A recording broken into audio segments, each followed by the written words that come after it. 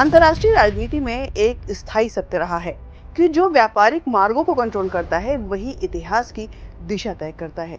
चाहे वो silk route हो, जहां से साम्राज्य उभरे, या फिर सुएज कैनाल और मलक्का स्ट्रेट जैसे समुद्री मार्ग जिन्होंने आधुनिक वैश्विक व्यापार की धुरी तय की।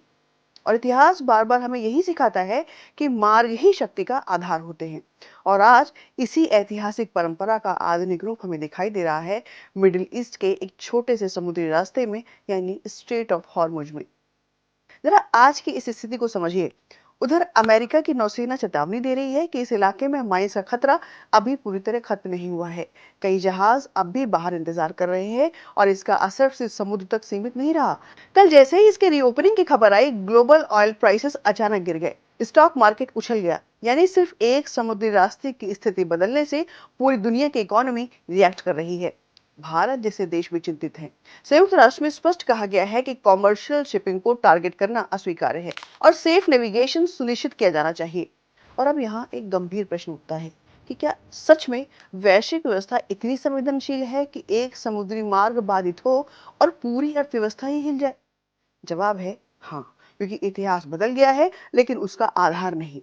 और आज की वैश्विक अर्थव्यवस्था भी कुछ ऐसे ही रणनीतिक चोक पॉइंट्स पर टिकी हुई है, जहां नियंत्रण का अर्थ है व्यापार पर नियंत्रण, ऊर्जा पर नियंत्रण और अंततः वैश्विक शक्ति संतुलन पर नियंत्रण।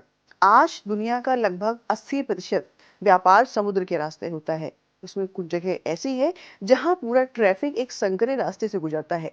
जैसे किसी बड़े शहर में फ्लाईओवर से उतरते ही एक बॉटल नेक जैसा महसूस होने लगता है ना, वैसे ही global trade in choke points पर फंस जाता है। और अगर इनमें से कोई एक भी बंद हो जाए तो पूरी सप्लाई चेन टूटने लगती है। चलिए आज एक एक करके इन्हीं चोक पॉइंट्स को समझते हैं कि ग्लोबल ट्रेड में ये अपनी क्या इंपॉर्टेंस रखते हैं। सबसे पहले समझते हैं सुएज कैनाल को, जिसे दुनिया का सबसे बड़ा शॉर्टकट कहा जाता है।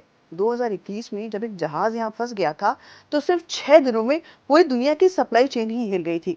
सोचिए अगर ये लंबे समय के लिए बंद हो जाए तो क्या होगा। इसी तरह टर्किश स्ट्रेट्स यूरोप की एनर्जी सप्लाई के लिए बेहद जरूरी है, जबकि स्ट्रेट ऑफ जिब्राल्टर अटलांटिक और भूमध्य सागर के बीच एकमात्र प्राकृतिक दरवाजा है। वहीं डैनिश स्ट्रेट्स रूस के तेल निर्यात का अहम रास्ता है।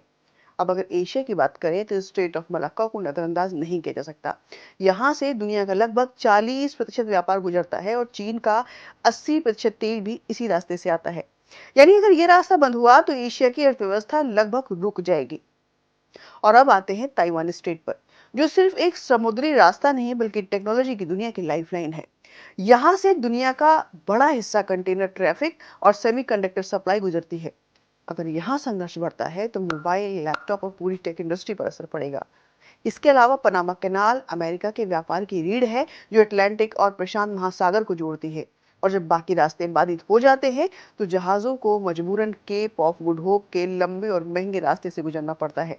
अगर आप इन सभी को एक साथ जोड़कर देखें तो समझ आएगा कि ये अलग अलग रास्ते नहीं है, बल्कि ये एक इंटरकनेक्टेड सिस्टम है, जहां एक जगह की समस्या धीरे धीरे पूरी दुनिया को अपनी चपेट में ले सकती है।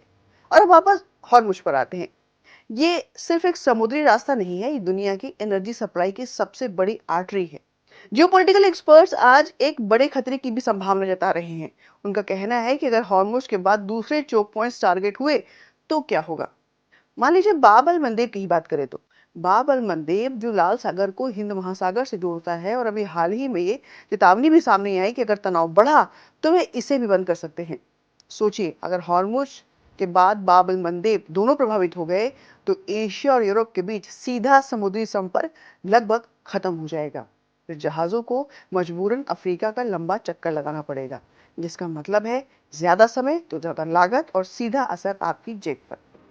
और यही कारण है कि दुनिया के बड़े देश डिप्लोमेसी, मिलिट्री प्रेजेंस और नेगोशिएशन तीनों का इस्तेमाल कर रहे हैं ताकि ये रास्ते खुले रहें। क्योंकि ये सिर्फ ज्योग्राफी नहीं है, जियोपॉलिटिक्स का कंट्रोल पैनल है। क्योंकि ये सिर्फ एक रास्ता नहीं है, ये एक सिग्नल है कि ग्लोबल सिस्टम कितना इंटरकनेक्टेड है और कितना वल्नरेबल भी।